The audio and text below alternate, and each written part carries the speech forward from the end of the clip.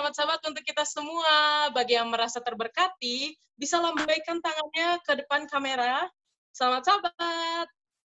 Baik, luar biasa. Di sini saya lihat ada banyak sekali tamu-tamu yang join di acara PA. Kita mungkin para anggota IMAP ya, IMAP. Ya, yang nanti kita akan bahas. Tetapi sebelum kita memulai acara PA kita, mari kita mengundang Roh Kudus ke dalam hati kita masing-masing. Oke, sekarang mari kita membuka lagu Sion kita, lagu Sion nomor 100 untuk lagu pembuka, lagu Sion edisi lengkap nomor 100, marilah bersukacita. Lagu Sion edisi lengkap nomor 100, 100, marilah bersukacita. Sama-sama. Marilah bersukacita, jangan bersungut-sungut, karena Allah Bapa kita di antara negeriku. Tetaplah bersukacita, menyanyi dan memuji, atau melakukan kerja kita dengan sepenuh hati.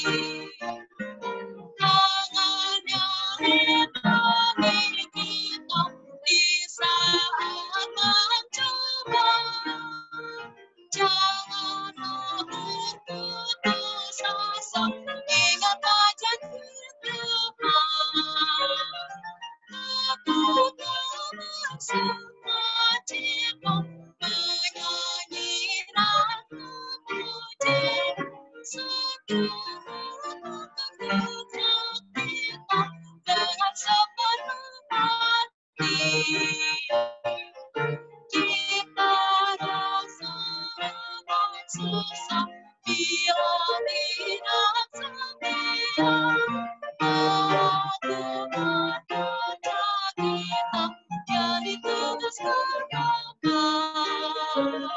Tetaplah bersukacita, menyanyi dan memuji, setelah melakukan kerja kita dengan sepenuh hati. Selalu senang mendapat Tuhan, jalannya terus bersinar. Kita telah kejahatan, sabut kasih benar. Tetaplah bersukacita, menyanyi dan memuji, setelah melakukan kerja kita dengan sepenuh hati. Baik, sekarang moto dan tujuan PA akan dibawakan oleh Kimberly Sihombing, perjanjian PA akan dibawakan oleh Matthew Sugiarto, dan ayat inti dan doa akan dibawakan oleh Mackenzie. Dipersilahkan. Sebelum mengucap janji, sama-sama angkat tangan kanan kita setinggi bahu.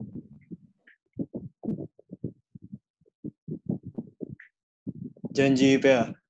Janji PA.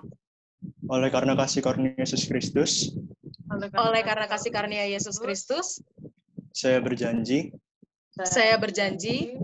akan turut aktif dalam setiap perkumpulan pemuda misionaris Advent, melakukan apa yang dapat saya lakukan untuk menolong orang lain dan menyelesaikan pekabaran Advent ke seluruh dunia pada zaman ini. Tangan kanan diturunkan. Ayat inti kita sore hari ini adalah, memang kamu telah mereka-rekakan yang jahat terhadap aku, tetapi Allah telah mereka-rekakannya untuk kebaikan dengan maksud melakukan seperti yang terjadi sekarang ini, yakni memelihara hidup suatu bangsa yang besar. Kejadian 50 ayat 20. Berdoa. Kita sama-sama berdoa. Tuhan Yesus berkati kami saat ini, kita mau PA. Tuhan berkati kami, Tuhan, dalam nama Yesus kami doa, amin. Baik Kak Aping, saya berikan waktu kepada MC. Oke, selamat sahabat bagi kita semua. Halo, selamat sahabat semua. Selamat sahabat. Jadi sebelum kita memulai acara PA kita, saya memperkenalkan diri saya dulu nih. Nama saya Roli Parendungan. Kalau sampean siapa namanya? Halo, saya MC partnernya Roli, saudara Roli. Saya adalah Stefani Pio dari Ciracas. Halo semua. Nah, jadi bersama-sama. Iya nih, Kak Stefani, gimana kalau kita sapa dulu nih semua partisipan di acara PA kita hari ini? Boleh tuh, Oi. Kita lihat partisipannya ya.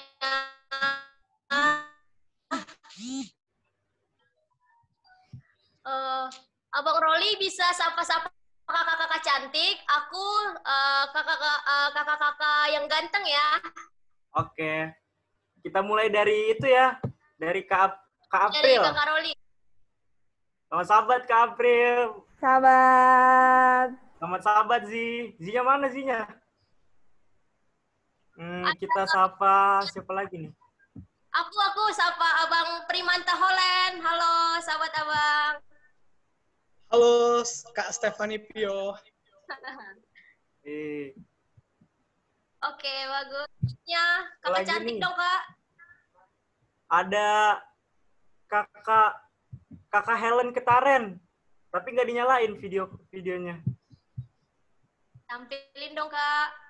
Ya mungkin lagi sibuk ya, kita next aja dulu. Oke, kita lanjut.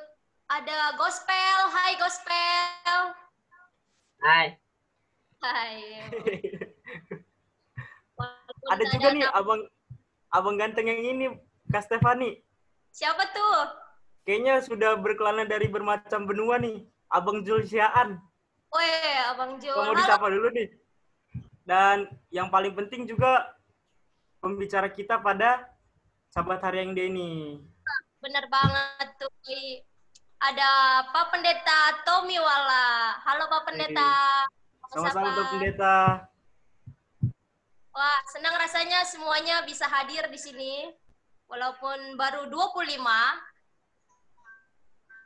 yang biasanya 50 partisipan. Nggak apa-apa. Sebelum itu, gimana kalau Kak Stefani menceritakan kisah-kisahnya dulu selama di luar Ciracas ini? Wah, iya sih. Berkaitan dengan ini ya, judul khotbah yang akan dibawakan Pak Pendeta tentang dream atau mimpi, God-given dream. Jadi cerita sedikit. Jadi saya ini sekarang bukan berada di daerah Pulau Jawa, melainkan berada di daerah ujung bagian Indonesia, yaitu Pulau Timor. Tepatnya di Kota Kupang. Begitu, Wih, Kak. jauh banget tuh. Kak, lagi mengejar mimpi atau dream. Asik. Lanjut, Kak. Ngomong-ngomong soal dream nih, ternyata kakak kita, Kak Priscila, telah menyiapkan beberapa panelis yang akan di dream mereka dan gimana bantuan Tuhan untuk mencapai dream-dream mereka. Wah, ada siapa aja tuh, Kak? Yang pertama nih ya, yang tak lain dan tak bukan Bang Primanta Holland Bangun. Wih. Yang berikutnya. Halo, lanjut Kak. Ada Kak Fani Mosir. Oh. Kak Fani, apakah sudah ada? Selamat sahabat. Tapi bukan Fani, Ifki adanya. Ya, kakaknya di mana ya, Kak? Lagi ada acara. lanjut ke panelis ketiga, Kakak Roli. Panelis ketiga kita yang Thailand tak bukan adalah Bang Jonathan Marcelo. Halo, Abang. Halo, selamat sahabat. Selamat Bang. Oke lah, untuk waktu yang singkat ini kita persilakan saja langsung kepada Kak Priscilla untuk memulai interviewnya. Ya, betul. Silakan. Oke, selamat sahabat untuk kita semua. Mungkin saya perlu perkenalan diri lagi. Oke, perkenalkan saya Priscilla Gata Sulaiman. Saat ini sedang berkuliah, OTW tingkat akhir. Dan panelis ini adalah teman-teman saya yang saya undang khusus spesial pada sahabat ini. Yang pertama mungkin panelis pertama yang terkenal di seantero dunia Advent. Boleh Primanta perkenalkan diri lebih lanjut, nama, sekarang berkuliah di mana, sama status Prim. Siapa tahu bisa dapat Prim. Shalom teman-teman. Prim. Apakah video aku lancar? Lancar, Kak. Nama aku Primanta Holland Prangin Bangun. Sekarang berkuliah di Bandung, di Institut Teknologi Bandung, jurusannya Teknik Tenaga Listrik, angkatan 2017. Dulu saya SMA seangkatan sama Priscilla.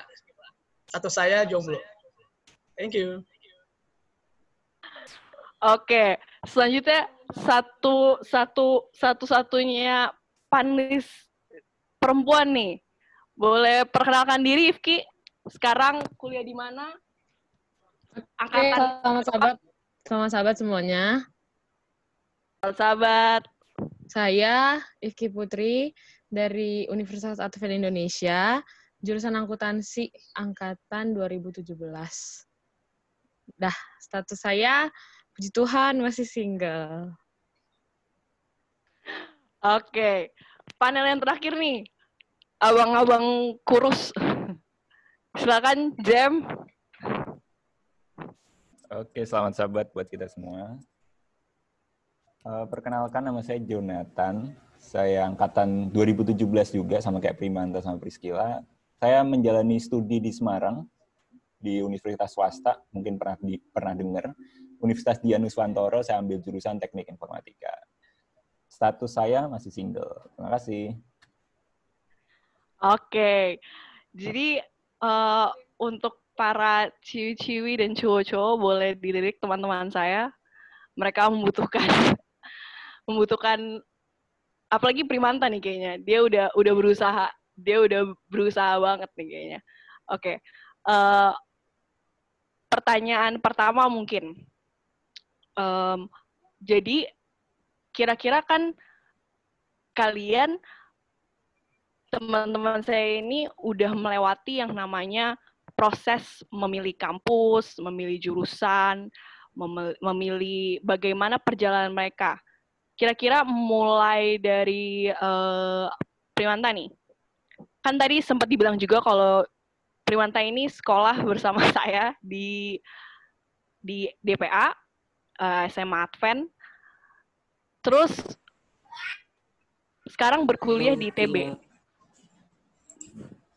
Kira-kira ada kesulitan nggak ketika menentukan pilihan universitas dan juga jurusan? Ada nggak sih satu pengalaman kesulitan yang dirasakan oleh Prima?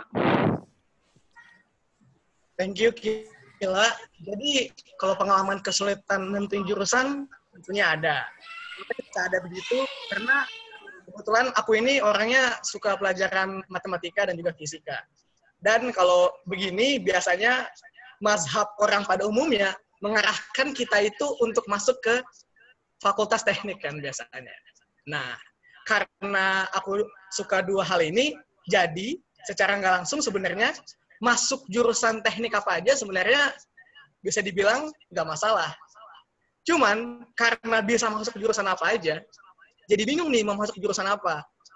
Nah, dalam penentuan inilah yang memerlukan teknik-teknik khusus untuk bisa menentukan saya masuk ke jurusan apa gitu sih. Ada kesulitan khusus yang spesifik nggak, Prim? Kayak misalnya mungkin ketika lo kan masuk ke istilahnya sekolah salah satu universitas yang paling sulit buat masuk ya, apalagi khususnya fakultas stay, itu cukup sulit. Kira-kira ada nggak sih momen di saat lo mungkin merasa kayak nggak sanggup, kayak merasa, aduh gimana ya?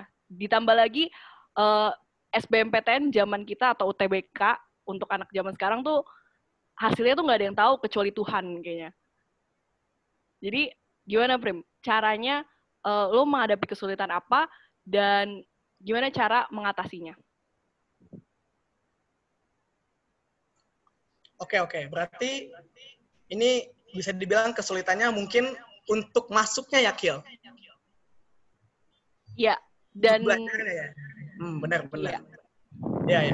Yang aku lakukan pada zaman aku itu, karena kan kebetulan akhirnya setelah aku bisa menentukan mau masuk kemana, ternyata ini bisa dibilang sebuah fakultas yang memiliki tingkat kesulitan tertinggi di Indonesia. Ya bisa dibilang seperti itu ya. Dan yang aku lakukan adalah di kelas 12 itu aku itu benar-benar mengasingkan diriku dari hal-hal yang bisa mendistraksi pikiran aku ya. Karena dulu juga aku rasakan banget ya, pas awal kelas 12 itu aku tuh kayak bisa dibilang mempunyai cem-ceman gitulah. Dan ternyata setelah gue telusuri diri gue lebih lanjut, yang gue alami bersama si gadis ini, kenapa gue orangnya sangat bucin ya. Dan ternyata karena sifat gue itu membuat gue akhirnya tidak bisa fokus untuk belajar. Nah, akhirnya gue bilang sama dia, kayaknya kita kalau ngobrol di weekend aja deh. Biar aku tuh bisa fokus gitu di hari weekdays. Nah, akhirnya ya satu persatu distraksi aku kurangin. Aku juga pas itu nggak buka Instagram selama setahun. Dan dengan cara itu aku bisa fokus, nggak harus menghabiskan waktu segala macam. Selain itu ya juga berdoa lah, minta kuasa dari Tuhan untuk bisa mempunyai kekuatan pengendalian diri. Gitu sih salah satu kesulitannya. Oke. Berarti Primanta tipsnya jangan ngebucin ya? Ya, tergantung tiap-tiap orang. Kalau mungkin teman-teman di usia SMA sudah memiliki kedewasaan emosi yang luar biasa bagus, ya aku juga tidak melarang. Cuman kalau untuk ada teman-teman yang mungkin masih struggle, yang masih lemah dalam pengendalian perasaan, dalam pengendalian emosi, menurut gua kalau bisa tunda dulu deh. Kalau bisa tunda dulu. Ya. Karena kalau dulu prinsip gua pas SMA itu, nggak apa-apa jomblo, yang penting masuk PTN. Itu dulu gue gitu sih. Oke. Terus yang pasti berdoa dan berpuasa kan, Prim? Iya. Pernah berdoa dan berpuasa pernah. Oke. Jadi Primanta ini berarti dia mencoba mengendalikan dirinya dengan menggunakan kekuatan Tuhan ya, bukan dengan kekuatan sendiri. Karena kayaknya hampir mustahil kalau pakai kekuatan sendiri ya. Oke, sekarang kita pindah ke panelis kedua nih. Jadi kalau yang tadi Primanta itu dia dari SMA Advent ke sekolah negeri. Nah sekarang ini kebalik, dari Ifki ini dari sekolah negeri ke sekolah Advent. Jadi gimana Ki? Ada nggak pengalaman yang lo ingat yang kayak lo merasa susah banget ketika memilih kampus dan juga jurusan? Dan gimana caranya mengatasi kesulitan itu? Ya, jadi kalau misalkan aku, mungkin kalau Prima tadi kan dia ceritanya kayak dia itu bisa membatasi dirinya kan dengan cara dia mau mencapai tujuannya jadi dia membatasi dirinya, gue harus ini nih, gue nggak boleh ini nih. Sedangkan kalau misalkan aku pribadi orangnya tuh terlalu percaya diri. Mungkin Priscilla itu adalah salah satu orang yang aku curhatin gitu tentang universitas. Jadi itu sebenarnya untuk aku tuh bukan orang yang mau untuk berkuliah di Universitas Advent Indonesia sebenarnya. Tapi untuk sekarang ini aku bersyukur. Nah, kita cerita dulu, aku mau cerita tentang sebenarnya aku mau apa gitu. Aku dari awal masuk SMA, aku kan di negeri. Dari SMP sampai SMA aku di negeri. Terus pas udah SMA, aku kaget karena aku masuk IPS. Sedangkan tujuan aku adalah IPA gitu. Tapi ternyata aku masuk IPS, dan setelah aku masuk IPS, aku langsung mikir gini, apa ya kira-kira tujuan aku apa ya? Jujur aku kaget karena aku nggak bisa mencapai cita-cita aku yang tadinya aku udah tujuin dari SMP gitu. Terus akhirnya aku masuk IPS, oke, ya udah aku mau langsung aku cari-cari apa sih jurusan yang bagus gitu buat IPS. Terus tiba-tiba adalah di pikiranku, aku kayak mau deh Mas untuk mengambil jurusan akuntansi. Jadi tuh jurusan akuntansi itu memang adalah jurusan yang aku mau pada saat aku baru masuk jurusan IPS. Dan akhirnya, tapi di pikiran aku tujuan aku adalah Universitas Indonesia gitu. Tapi sekarang Tuhan menambahkan ada Advent-nya di tengah-tengah. Terus setelah itu, setelah aku, ya udah nih, aku mau nih, tujuan aku tuh Universitas Indonesia. Tapi kesalahan aku nggak bisa koreksi diri. Aku terlalu percaya diri. Karena dari SD, aku mau ke Tuhan, aku mau SMP negeri. Tuhan kasih aku gitu, SMP negeri. Terus dari SMP negeri itu, aku orangnya aku mau gitu. Tuhan, aku mau SMA negeri, tapi yang kali ini tolong Tuhan, bagus. Karena kemarin-kemarin SMP negeri nggak terlalu bagus. Masuklah SMA negeri yang lumayan bagus. Tapi langsung gini, oh ternyata gampang ya minta sama Tuhan, tinggal minta juga dikasih gitu. Jadi itu aku kayak, ya udah, nggak ada berserah apa-apa, cuma pokoknya aku mau ke Universitas Indonesia gitu. Jadinya pada saat tes segala macam, pertama undangan nggak masuk. Ya udahlah, pasti nanti dapetnya pas SBM. Terlalu percaya diri kan. Terus akhirnya pas udah SBM pengumuman nggak masuk juga. Wah, ini mah galau banget kan. Terus ternyata akhirnya mamaku nyuruh, ya udah kamu mau nggak di Unai aja gitu. Di Unai juga ada kok jurusan akuntansi. Terus aku kayak, Unai. Aku emang tadinya nggak mau, tapi setelah aku udah kuliah di Unai, aku merasa bersyukur karena dengan aku pergi ke Unai, Tuhan mengingatkan, ini lu tuh nggak ada apa-apa, jadi lu harusnya tuh berserah sama gua, nggak boleh terlalu percaya diri. Udahlah, lu di Unai dulu, biar lu tuh bisa ingat apa yang udah lu lakuin waktu itu. Lu tuh nggak boleh terlalu percaya diri, lu tuh harus menyerahkan semuanya tuh ke gua gitu. Gitu sih. Oke, jadi itu seperti kayak berkat di balik kebingungan ya? Iya. Jadi, iya benar. Jadi ada hikmahnya, semua ada hikmahnya. Iya. Oke. Tapi nggak apa-apa juga sih masuk Universitas Advent Indonesia. Advent-nya membuat tidak stres kok, Ki, tenang aja. Masuk nggak ada bersyukur. Nggak ada Advent-nya bikin stres sih, Ki, kadang. Nggak apa-apa. Ya malah tapi sekarang jadi bersyukur. Iya, bagus. Oke. Selanjutnya yang terakhir nih. Gimana Jonathan? Jonathan. Gimana, apa ada nggak sih kesulitan ketika harus memilih kampus dan juga memilih jurusan? Dan gimana caranya mengatasi kesulitan itu? Cek suara masuk ya? Masuk. Oke, sebelumnya thank you Kila dan juga jemaat Ciracas yang sudah memberikan kesempatan untuk berbicara di sini.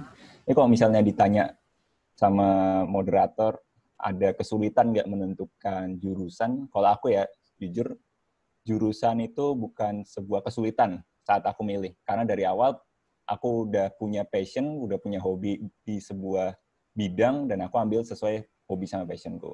Jadi kalau misalnya pertanyaannya, apakah kesulitan menentukan universitas, jujur semua kita pasti pernah ngerasain, termasuk saya juga.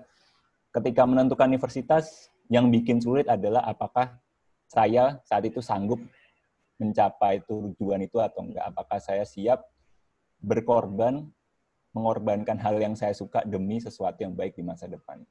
Ya mungkin dari antara teman-teman yang tadi sebagai panelis ada Primanta sama Kakak Ifki, mungkin saya perwakilan dari universitas yang swasta ya, selain dari Universitas Advent Indonesia. Yang saya rasakan kesulitannya adalah yaitu tadi sulit mengorbankan sesuatu yang kita senangi untuk sesuatu yang lebih baik di masa depan. Hingga akhirnya ketika itu saya berharap dan memimpikan masuk universitas negeri, salah satunya adalah UGM ketika itu, dan akhirnya nggak jebol karena memang apa yang dikorbankan itu kurang. Tentu kita pernah dengar pepatah, usaha itu tidak akan pernah mengkhianati hasil. Jadi usahamu seberapa itu akan sebanding dengan hasilnya. Ketika usaha saya kurang maksimal, tentu hasilnya juga kurang maksimal. Dan akhirnya berakhirlah saya di Universitas Swasta di Semarang. Tapi yang jelas, dimanapun saat ini saya berada, saya yakin itu adalah sebuah rencana Tuhan yang lebih baik. Terima kasih. Oke. Jadi mungkin yang bisa saya dapat tadi, kalau Primanta mungkin dia lebih ke arah harus mengendalikan diri, tapi dengan kekuatan Tuhan. Dan kalau Ifki itu lebih, semua ada hikmahnya. Jadi apapun yang terjadi sekarang, itu pasti dia sesuai dengan rencana Tuhan. Mungkin nggak sesuai dengan rencana kita, tapi sesuai dengan rencana Tuhan. Dan Jonathan mungkin punya poin yang sama ya. Walaupun dimanapun sekarang, ya walaupun memang sudah meminta sama Tuhan, usaha juga tetap penting. Tapi pada akhirnya sebenarnya nggak masalah mau dimanapun. Memang ketika SMA, saya ngerti banyak banget yang bilang banyak kayak harus masuk universitas negeri yang craze, yang harus istilahnya pride-nya tinggi untuk masuk universitas negeri. Sebenarnya biasa aja, sama aja at the end of the day. Yang penting adalah ketika masuk ke institusi itu, apakah tetap bisa bersama dengan Tuhan, apakah tetap bisa mempunyai hubungan yang baik dengan Tuhan, itu sebenarnya intinya. Jadi buat adik-adik kelas 12, apapun jalur kalian di masa depan, percaya kalau Tuhan itu pasti akan memberikan yang terbaik, apapun yang terjadi. Lihat aja kakak-kakak di sini, saya yakin mereka tidak regret keputusan mereka. Mereka menerima apapun yang Tuhan berikan kepada mereka, karena mereka tahu ini yang pasti yang terbaik yang Tuhan mau kasih. Oke. Sekarang mungkin ada yang mungkin punya pertanyaan untuk salah satu panelis kita. Boleh lewat chat atau boleh unmute. Baik, kalau nggak ada, mungkin saya kembalikan ke MC. Terima kasih atas panelis-panelis kita yang luar biasa. Terima kasih untuk Prima, Ifki, dan Jonathan yang sudah mau meluangkan waktunya. Tuhan memberkati, dan semoga kuliah kalian semakin lancar dan cepat lulus, teman-teman. Kembali ke MC, boleh Rolly dan Stefani. Terima kasih Kak Priscila.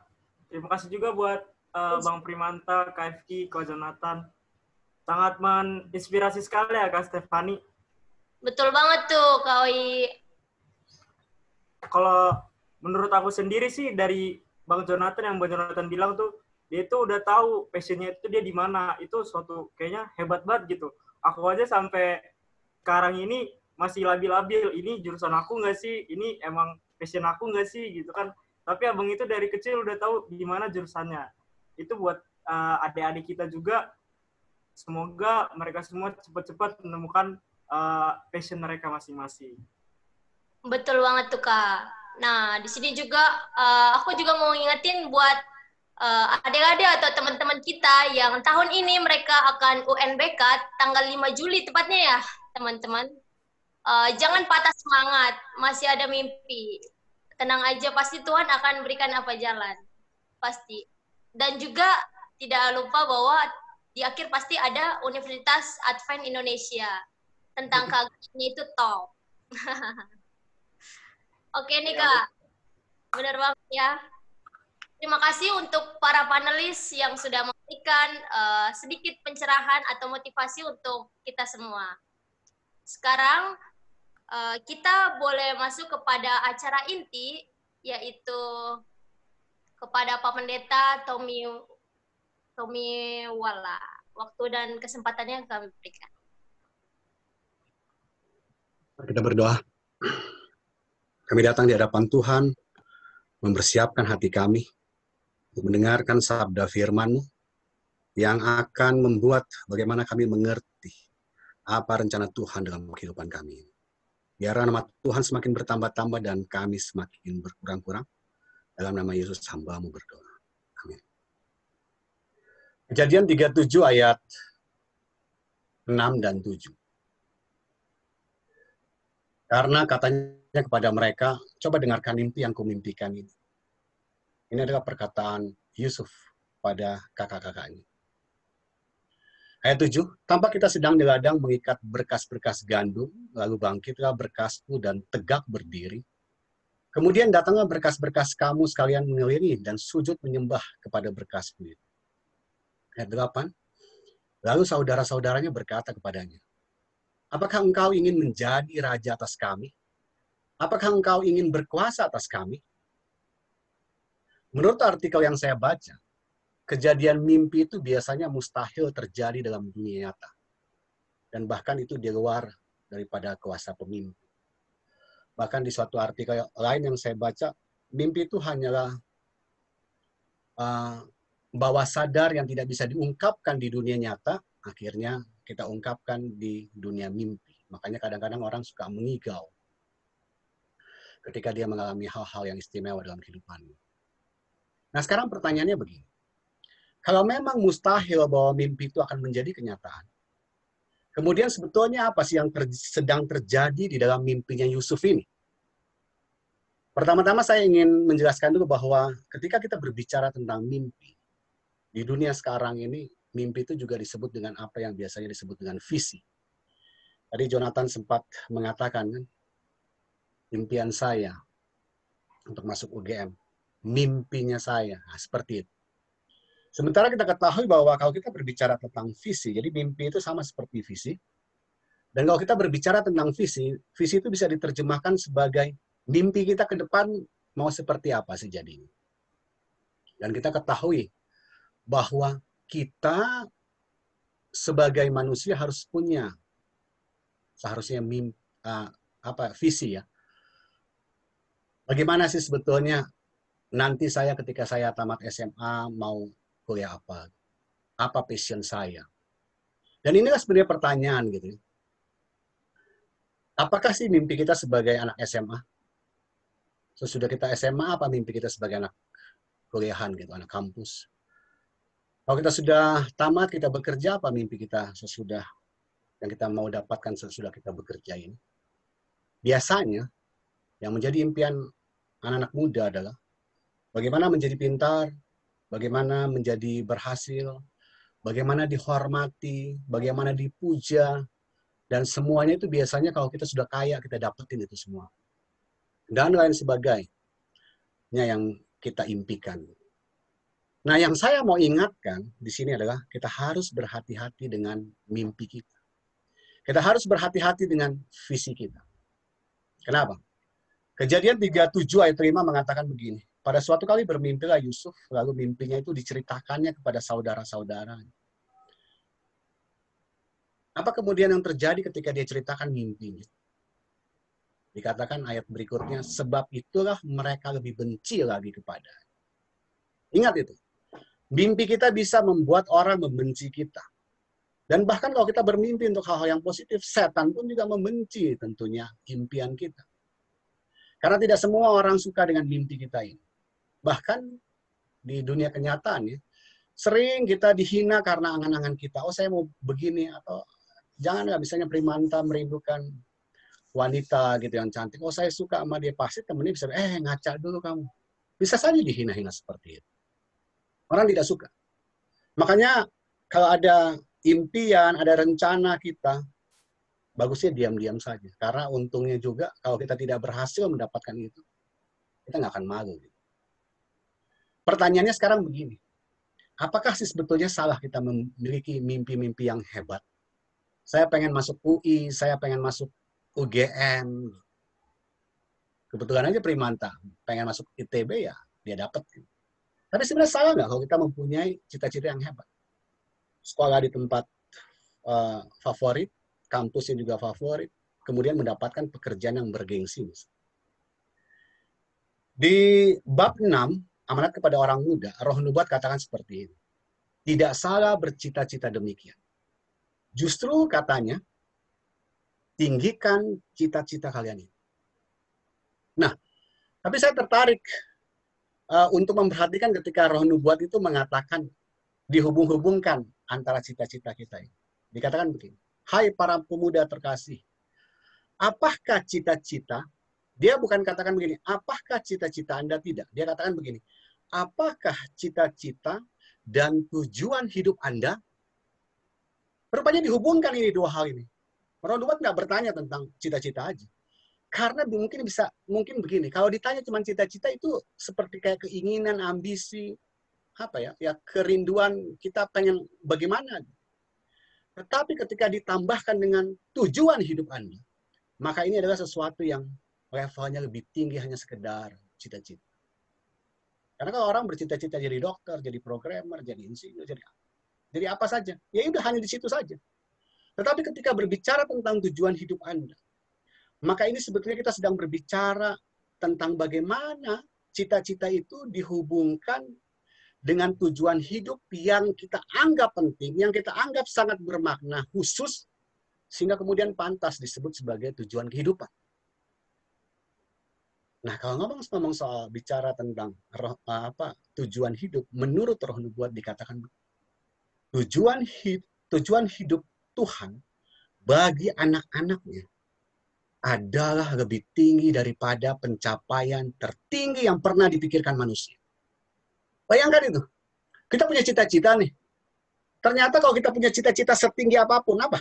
Mau UI, UGM, ITB, apapun kalian sebutkan. Itu masih nggak ada apa-apanya dengan cita-cita yang tertinggi yang Tuhan boleh tempatkan di dalam pikiran kalian. Sekarang pertanyaannya apa itu? Ini dia. Kesucian, keserupaan dengan tabiat Tuhan, itu adalah tujuan untuk dicapai. Tetapi usaha ini harus diarahkan pada sasaran yang lebih tinggi, yang jauh lebih tinggi dari kepentingan diri dan dunia. Sebagaimana dibandingkan, surga itu lebih tinggi daripada bumi. Luar biasa ini. Bayangkan. Sesuatu yang kita rindukan, yang kita impikan, yang kita cita-citakan harus dihubungkan dengan tujuan hidup. Dan tujuan hidup harus sesuatu yang lebih tinggi, karena surga itu lebih tinggi daripada bumi. Dan tujuan hidup menurut Roh Nubuat itu adalah bagaimana kita itu menyerupai tabiat Tuhan. Dan inilah yang seharusnya harus diperhatikan oleh para orang tua dulu pertama. Kenapa? Karena orang tua sering menitipkan cita-cita mereka kepada anak-anak. Karena orang tua sering salah bagaimana menjelaskan anak-anaknya ini untuk mempunyai masa depan sehubungan dengan cita-cita mereka. Jangan pernah menempuh sebuah cita-cita yang pada akhirnya kita ketahui itu akan membuat kita jauh dari Tuhan. Kembali lagi ke soal misi atau mimpi atau visi yang sudah saya sebutkan. Sesungguhnya siapa sih yang mempunyai mimpi tersebut? Yusuf atau Tuhan? Dalam kasus Yusuf ini, mimpinya Yusuf ini, saya mempelajari bahwa itu adalah mimpinya Tuhan, bukan mimpinya Yusuf. Kalau pada akhirnya Yusuf menjadi orang hebat, perhatikan baik-baik. Kalau pada akhirnya Yusuf menjadi orang hebat, itu bukan karena kehidupannya digerakkan oleh mimpi yang dia dapat. Itu bisa kita buktikan ayatnya ketika kita membaca di Kejadian 42 ayat 6. Di Kejadian 42 ayat 6 dikatakan begini. Sementara itu Yusuf telah menjadi mangku bumi di negeri itu. Dialah yang menjual gandum kepada seluruh rakyat negeri itu. Jadi ketika saudara-saudara Yusuf datang, kepadanya lah mereka menghadap dan sujud dengan mukanya sampai ke tanah. Perhatikan ini ayat 8 dan 9. Memang Yusuf mengenal saudara-saudaranya itu, tetapi dia tidak dikenal mereka. Ayat 9. Lalu teringatlah Yusuf akan mimpi-mimpinya tentang mereka. Ingat, peristiwa tentang mimpi Yusuf yang disampaikan kepada kakak-kakaknya itu tidak pernah dalam proses ketika dia berada di penjara, berada di rumah Potifar, di penjara. Itu nggak ada. Nggak ada kemudian kata-katakan, saya itu susah. Nggak. Saya mimpi bahwa saya akan menjadi orang berhasil. Itu tidak ada. Justru ayat ini menjelaskan bahwa dia baru ingat, oh iya saya pernah mimpi bahwa mereka ini akan datang menghadap saya. Gitu. Akan tunduk menghadap saya. Dia baru ingat mimpi. Kehidupan Yusuf bukan digerakkan oleh mimpi. Itu yang harus kita ingat. Jadi, kalau kita mempunyai mimpi, kita punya ambisi, atau kita punya rencana, cerita tentang Yusuf ini justru memberitahu kepada kita. Biar mimpi kita itu adalah mimpi Tuhan. Ambisi kita ini adalah ambisi Tuhan. Rencana kita ini adalah rencana Tuhan. Dan mimpi Tuhan ini adalah apa? Melihat bagaimana kita mempunyai tabiat seperti tabiat Tuhan. Sesederhana itu. Tetapi kemudian yang terjadi sekarang kenyataannya bagaimana? Saya sebagai seorang chaplain di Ikatan Mahasiswa Advent Bandung.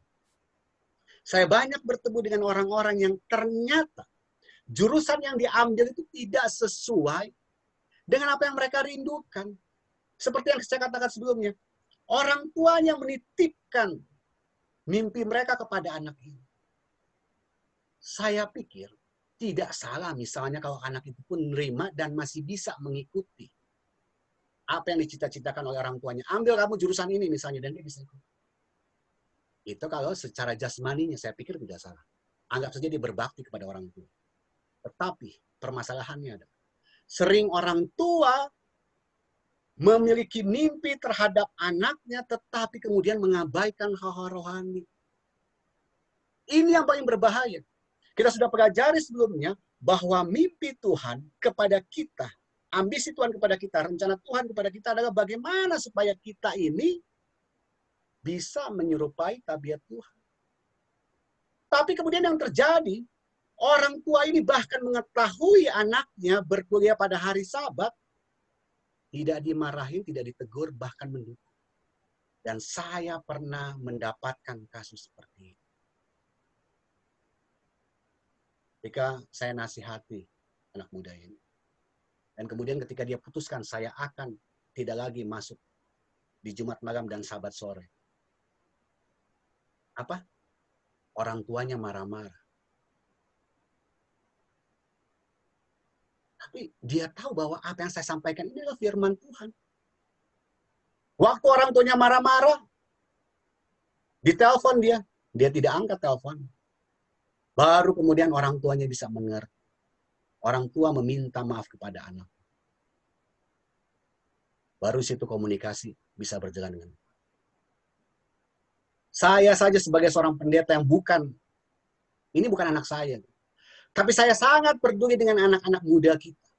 Yang dititipkan mimpi orang tua kepada mereka dan kemudian mimpi itu berbenturan dengan hal-hal rohani yang justru tidak membuat bagaimana anak ini menyerupai tabiat Tuhan, tetapi justru jauh.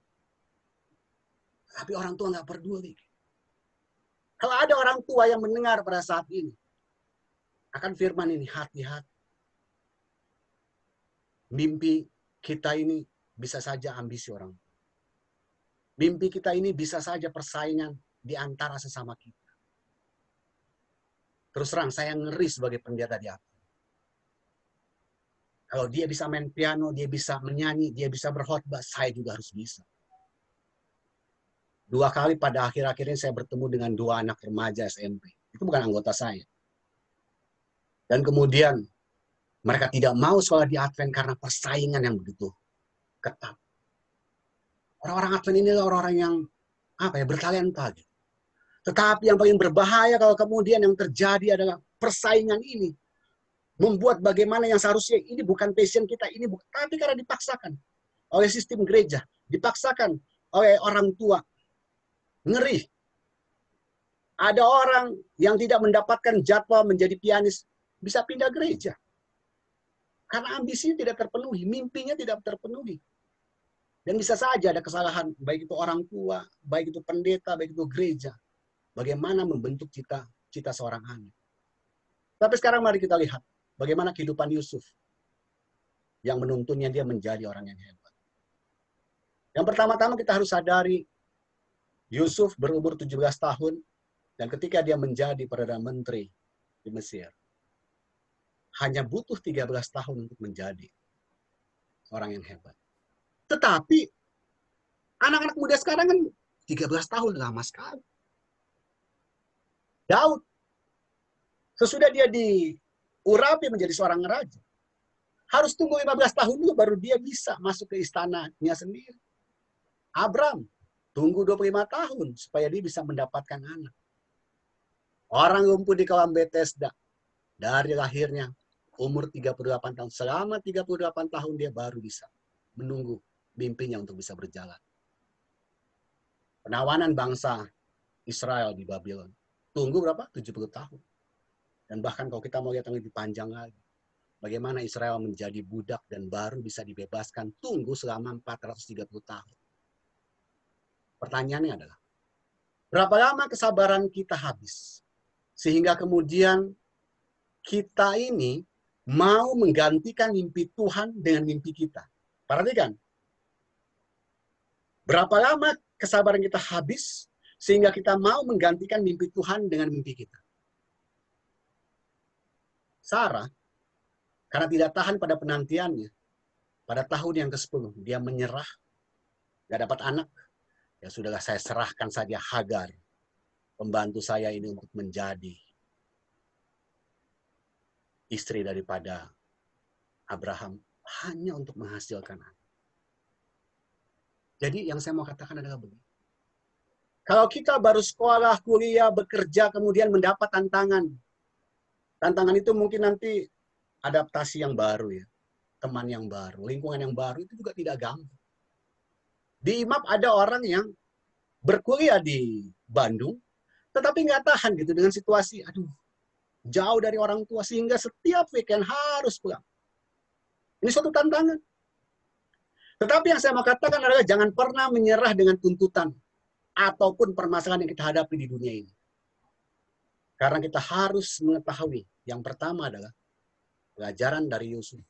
Butuh waktu dan kesabaran untuk mewujudkan mimpi Tuhan. Ingat itu. Kalau hanya mimpi kita, bisa saja itu 2 tahun, 3 tahun, 4 tahun. Kita kerja, berhasil. 4 tahun kita kuliah, kita abaikan itu hari Sabat, kita berhasil. Tetapi untuk mewujudkan mimpi Tuhan, ambisi Tuhan, rencana Tuhan, kita butuh waktu. Pertanyaan yang berikutnya adalah, kita menderita untuk itu. Tunggu bertahun-tahun untuk itu. Sebetulnya apa rencana Tuhan? Saya mau kutip kutipan Roh Nubuat mengenai Yusuf, dikatakan begini. Dengan hati yang gentar, Yusuf memandang ke hari-hari yang ada di depan. Betapa besar perubahan keadaan yang terjadi dalam hidupnya. Dari seorang anak yang dikasihi, menjadi seorang budak hina dan tidak berdaya. Untuk satu waktu, Yusuf menyerah kepada perasaan sedih dan gentar yang tidak dapat dikendalikan. Yang saya mau katakan adalah begini. Tidak cukup kita hanya mengetahui bahwa waktunya Tuhan itu bisa saja sangat panjang. Seperti yang sudah saya katakan sebelumnya, 13 tahun untuk Yusuf, 15 tahun untuk Daud, 25 tahun untuk Abram, 38 tahun untuk orang yang lumpuh, dan seterusnya. Yang kita harus tahu di sini adalah, kalaupun kita merasa bahwa kehidupan kita berada di posisi yang susah, kita gentar menghadapi hidup ini sama seperti yang Yusuf rasakan pada saat itu. Bandingkan hidup kita dengan Yusuf. Bandingkan. Yusuf tidak pernah memilih untuk menjadi budak, nggak pernah. Kalau kita kan kita pilih sendiri kan, kita mau kuliah di mana, kita mau ambil jurusan apa. Dia tidak pernah. Dia tidak pernah memilih untuk menjadi penjaga tahanan. Tapi meski demikian, Roh Nubuat mencatat, sekalipun di dalam penjara, Yusuf mendapati ada suatu pekerjaan yang dapat dilakukan. Bagaimana dengan kita? Kita pilih sendiri sekolah itu, kampusnya, dan bahkan pekerjaan itu kita yang suka sendiri. Permasalahannya sekarang begini. Bisa jadi kan, otak kita ini pas-pasan. Apakah kita tetap akan memaksakan jika kita tidak mampu? Karena kalau berbicara tentang semua ini, kita harus mengerti. Sebetulnya ketika kita berada di suatu tempat dan kemudian apa yang kita impikan itu kita tidak dapat, kita memang nggak mampu. Seharusnya kita berpikir, pasti ada rencana Tuhan di sana. Kenapa? Karena Yusuf dia tidak bercita-cita menjadi seorang budak, kemudian dijadikan budak. Yang ada di pikiran hanya begini. Pokoknya saya akan melakukan apa yang bisa saya lakukan. Hanya itu yang dilakukan.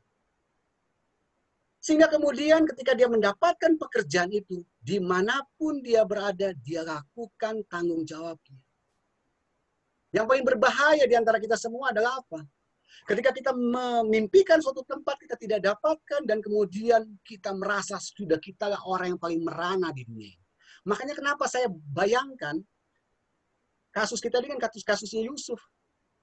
Sudah sampaikah kita sama seperti Yusuf yang dijadikan budak? Dan disinilah kita lihat. Ketika kita menyadari bahwa waktu Tuhan itu bisa jadi lama.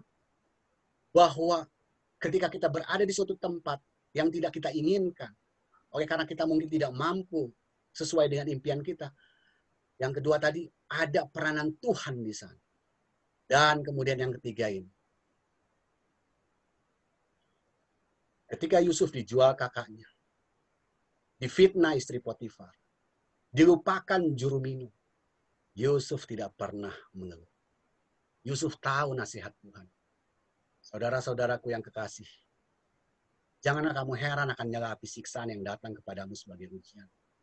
Seolah-olah ada sesuatu yang luar biasa terjadi atas kamu. Yang saya mau katakan adalah, pernahkah kita membayangkan perasaan Yusuf ketika hendak dijual oleh kakak-kakaknya? Dikatakan begini, menurut Roh Nubuat, apabila ia melihat saudagar-saudagar itu, satu hal yang amat mengerikan terbayang dalam pikirannya. Menjadi seorang budak adalah satu nasib yang lebih ditakuti daripada kematian. Yang saya mau katakan begitu. Jangan lebay ketika kita menghadapi persoalan dalam kehidupan ini. Karena kehidupan kita tidak sama seperti kehidupan Yusuf. Dan pemudi di Ciracas pada saat ini seharusnya kalian bersyukur. Oh ada gitu ya. Departemen PA kemudian membuat suatu program PA hanya untuk mempersiapkan ini yang tamat-tamat SMA. Bagaimana sih kalian ini supaya menghadapi mimpi kalian ini? Ini kan luar biasa. Karena apa? Kalau sampai nanti, ini bagus bagi saya ini luar biasanya karena seperti ini kan. Kakak-kakak kalian memperhatikan kalian. Kemudian sama seperti cerita Jonathan misal, atau si Ifki. Pengen kesini tapi nggak dapet. Kemudian bagaimana kita bisa membuat supaya kita menghibur diri bukan karena menghibur begini-begini, tapi memang kita punya keyakinan Tuhan ada di dalam rencana ini. Kita bersyukur gitu. Karena saya diundang ke sini untuk membagikan firman Tuhan supaya menguatkan nih mereka yang akan ikut seleksi bersama masuk PTN ini. Kan? Karena puji Tuhan kalau kalian masuk. Tetapi kalau misalnya kalian tidak diterima di kampus yang diimpikan, bagaimana gitu perasaan? Ingat, kalau sampai itu tidak terjadi, bisa tidak diterima. Dunia ini belum berakhir. Kenapa? Di pikiran Yusuf menjadi budak itu lebih ditakuti daripada kematian. Tetapi ketika dia harus menjalani kenyataan hidup ini yang ada di benaknya nih. Ini saya kutip lagi di Roh Nubuat. Jiwanya disegarkan oleh satu tekad untuk membuktikan diri benar kepada Tuhan. Di dalam keadaan apapun, dia akan bertindak sebagai hamba Raja Surga. Dia mau menghadapi ujian hidupnya dengan tabah dan melaksanakan setiap tugasnya dengan jujur. Apa yang Yusuf lakukan ketika dia menjadi penjaga di penjara? Dikatakan begini, setiap kata yang manis budi dan penuh simpati yang diucapkan kepada orang yang sedang berduka, setiap perbuatan untuk meringankan orang yang tertindas, dan setiap pemberian kepada orang yang berkekurangan, jikalau itu didorong oleh satu motif yang benar, akan mendatangkan berkat-berkat kepada si pemberinya. Dan inilah yang dilakukan oleh Yusuf pada saat itu. Dia dalam keadaan susah, dikecewakan oleh juru minum, difitnah oleh istri Potifar. Tetapi dia dia move on gitu. Dia tidak menjadikan dirinya, aduh begitu malah masih saya, Tuhan ini bagaimana sih, pada nggak ada. Justru dia yang orang sedang berduka, justru dia datang kepada seluruh tawanan yang ada di situ. Dia hibur mereka, dia berikan ucapan yang penuh simpati. Sehingga pada akhirnya kita ketahui, kereta yang membawa Yusuf untuk menjadi budak pada awal. Pikirkan ini baik-baik. Setiap orang akan berpikir bahwa kereta yang akan membawa Yusuf untuk menjadi budak pada awal. Kalau kita secara pribadi, mati saya. Yusuf juga sempat berpikir lebih hina menjadi budak daripada mati. Tetapi perhatikan, kereta yang membawa Yusuf untuk menjadi budak pada awalnya, itu sebetulnya sedang membawa dia ke rumah Potifar. Kemudian dari situ dibawa dia ke penjara. Kesusahan demi kesusahan. Tetapi awal daripada budak, menjadi seorang pelayan di rumah Potifar, menjadi seorang pekerja di penjara.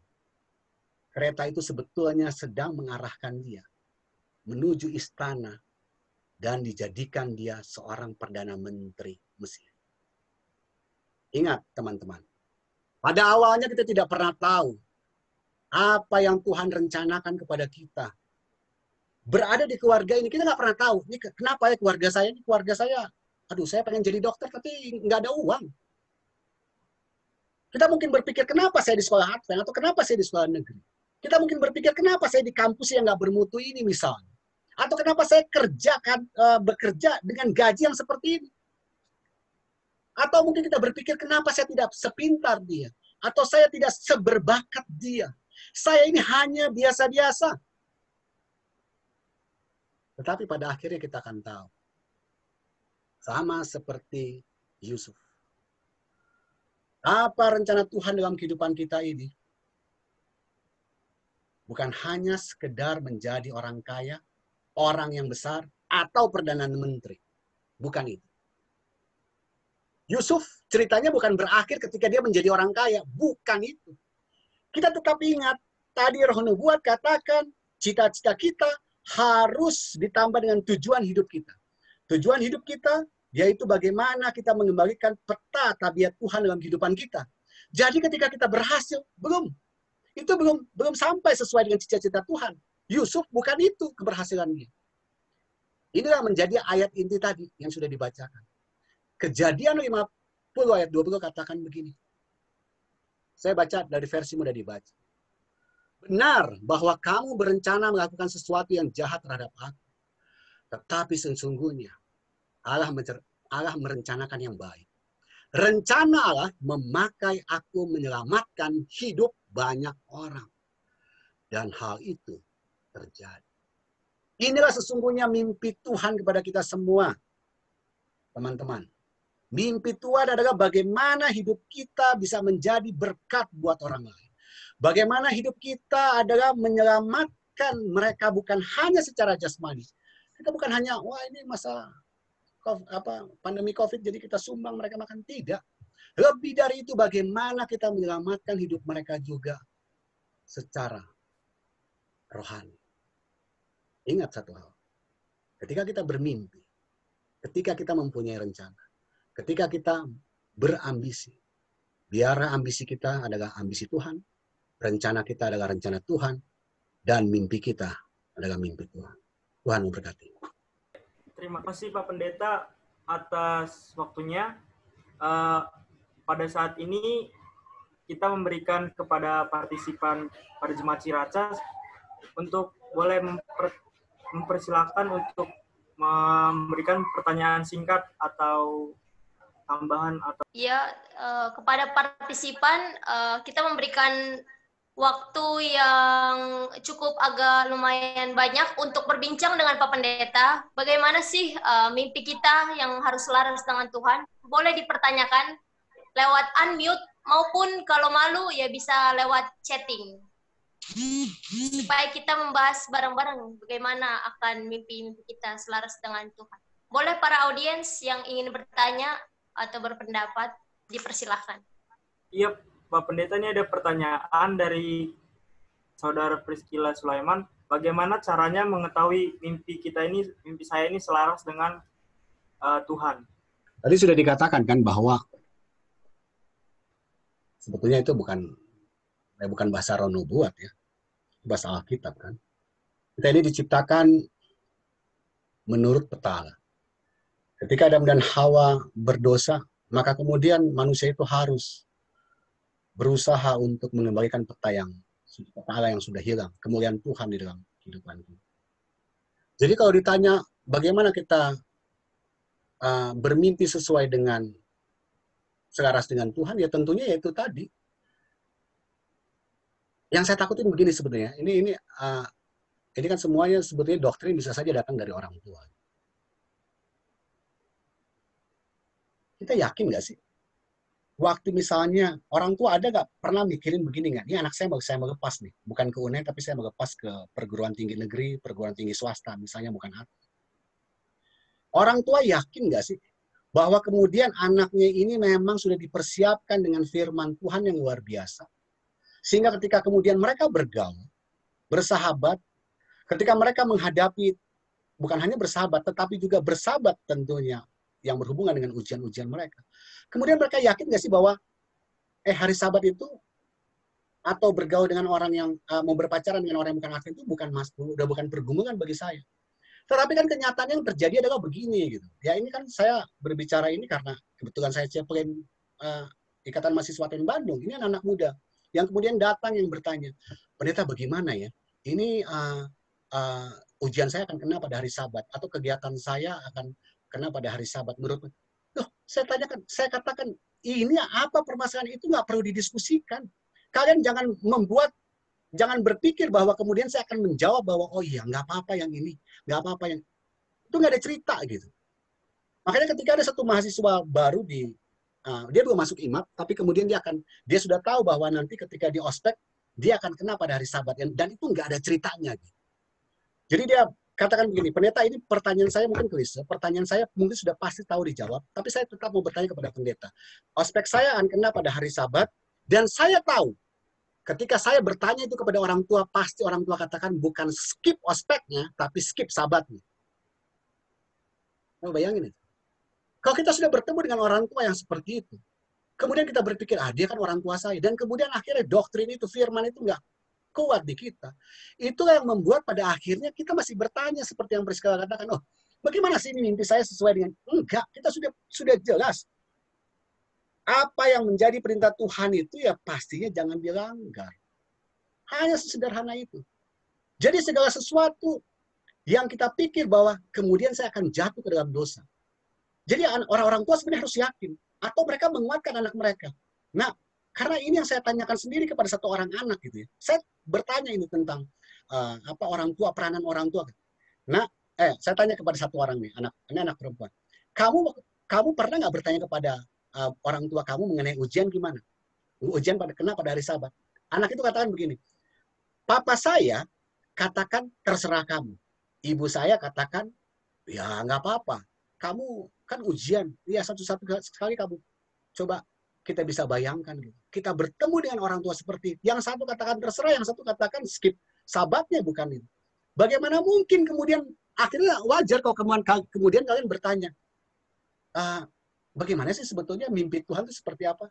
Bisa jadi karena kita nggak tahu apa sih sebetulnya yang Tuhan impikan dalam kehidupan kita. Dan disinilah kita belajar firman Tuhan. Karena dengan firman Tuhan kita tahu. Kalau saya tahu seperti ini, saya tidak akan datang ke arah situ karena saya tahu itu akan membawa saya ke dalam pencobaan. Contohnya, saya punya keponakan yang tinggal bersama-sama dengan saya. Kelas 1 SMP. Dari sekarang saya sudah tanya kepada dia, mimpi kamu apa? Apa cita-cita kamu? Dia bilang begini, saya mau jadi MUA, makeup artist. Saya katakan, wah berarti kamu tamat SMP itu harus masuk SMK ya. Tapi kemudian apa yang saya katakan kepada dia? Saya katakan begini, kamu pernah nggak berpikir bahwa ketika kamu jadi makeup artist, kerjaan kamu tuh jatuhnya banyaknya di hari apa? Oh iya ya, hari Sabat, hari Sabtu, hari Minggu. Saya cuma ngomong begitu saja, saya nggak perlu nasihatin dia. Dan kemudian beberapa saat kemudian dia katakan kepada saya, beberapa hari kemudian, sudah Uncle, saya nggak akan jadi makeup artist. Karena dia tahu, pasti itu namanya dia datang kepada pencobaan. Beda ya, kalau kita seandainya mungkin belum tahu tentang kebenaran ini, kemudian kita lakukan, ya mungkin kita terjebak dalam posisi seperti itu, sama seperti posisi yang Yusuf rasakan. Dia tidak mau menjadi budak, tapi dijadikan budak. Ini kan posisi cita-cita yang gitu. Tetapi kemudian ketika dia berada di situ, makanya Roh Nubuat katakan begini. Yang satu di pikirannya dia adalah, dia hanya pernah mengingat orang tuanya katakan, kalau kamu berjalan bersama Tuhan, Yakub menceritakan kepada Yusuf bagaimana kehidupannya keluar dari rumah hanya modal tongkat, banyak ular, banyak binatang-binatang buas, banyak perampok, tapi dia bisa gitu selamat dalam perjalanan. Dan bahkan cerita-cerita yang lain. Itulah sebetulnya harus ditanamkan kepada anak-anak kita, sehingga ketika kemudian mereka menghadapi hal seperti ini dimanapun, hari Sabat, pacaran yang berbeda, itu bukan pergumulan. Karena apa? Kita sudah pasti katakan tidak untuk ini. Bukan lagi mau bertanya, Ma, saya mau ujian atau tidak? Gitu. Hari Sabat atau tidak? Nggak ada ceritanya itu. Dan itulah mimpi Tuhan. Bagaimana kita bisa menyerupai tabiat Allah. Terima kasih. Ya, terima kasih. Ya, Kak Karoli boleh lanjut. Ya, terima kasih Pak Pendeta atas jawabannya. Jadi intinya itu Kak Priscilla, jadi kalau supaya gimana caranya menselaraskan mimpi kita kepada Allah itu patokannya firman Tuhan. Jadi mimpi kita itu mengikuti firman Tuhan, bukan firman Tuhan mengikuti mimpi kita. Jadi bukan karena mimpi kita pengen jadi ini, firman Tuhan bisa kita geser-geser dikit, nggak boleh. Jadi patokan kita tuh tetap firman Tuhan. Wah, kayaknya kamu punya passion jadi pendeta kamu, Ron. Ah, betul Pak Pendeta. Dulu saya mau jadi pendeta. Nah, amin. Jadi udah tahu ya passionnya ya.